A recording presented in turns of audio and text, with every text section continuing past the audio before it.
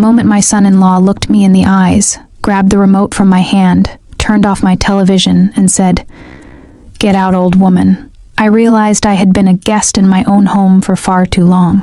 What he did not know was that the house he claimed as his own legally belonged to me.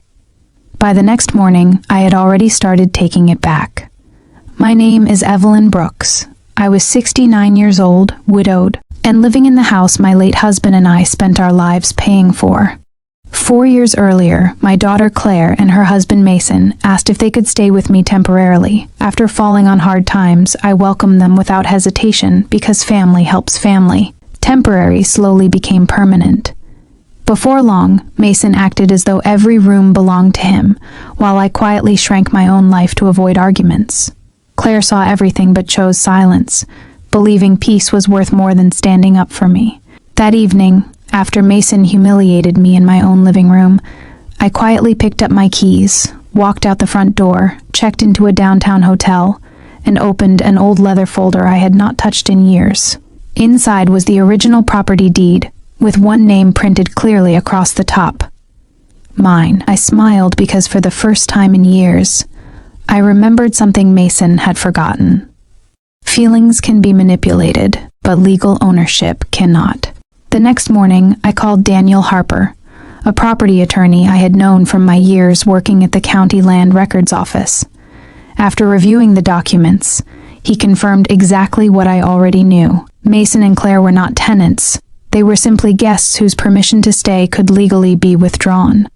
By noon, official eviction papers were on their doorstep.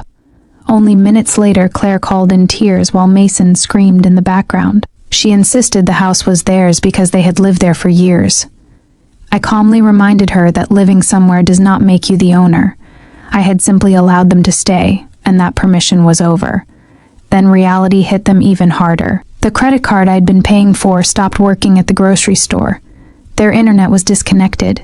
Every utility account I had been covering was canceled.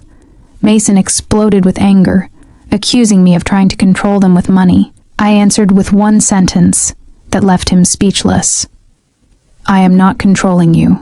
I simply stopped carrying you." For 4 years, I had paid every bill, while Mason constantly promised that his investments would soon make them wealthy.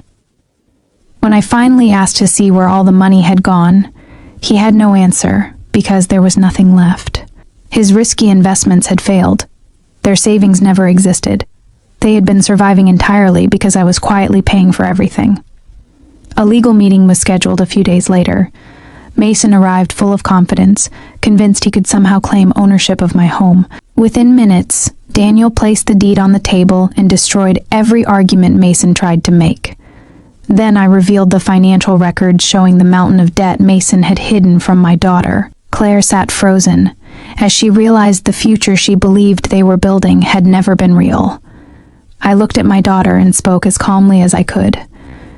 "You have 2 choices. You can continue following a man who has spent 4 years living off my kindness while lying to you, or you can finally build your own life. But I will never again pay for either decision." For the first time since her marriage began, Claire looked at Mason without defending him. Within days she left him. She rented a tiny apartment near her job, opened her own bank account, filed for divorce, and admitted something that broke my heart. "If you had turned my credit card back on, I would have gone right back to him. That was exactly why I never did." 30 days later, Mason finally moved out.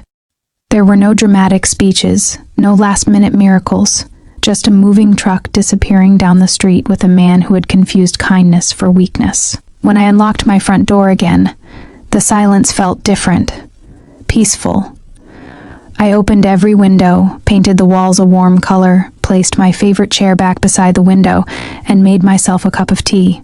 For the first time in years, nobody told me where I could sit, what I could watch, or how quietly I should live. A week later, Claire knocked on my door.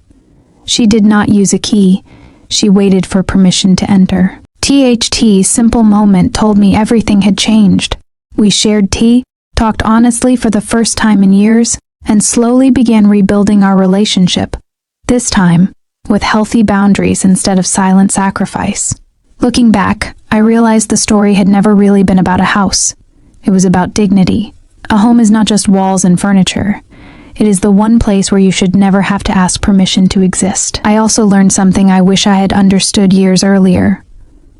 Love without boundaries becomes exploitation. Silence in the face of disrespect is not peace, it is permission. And saying no does not destroy a family. It simply reveals who truly respected you in the first place. The night ended exactly where it had begun.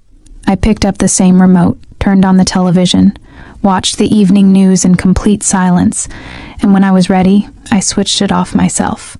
This time, nobody told me to leave, because I was finally home.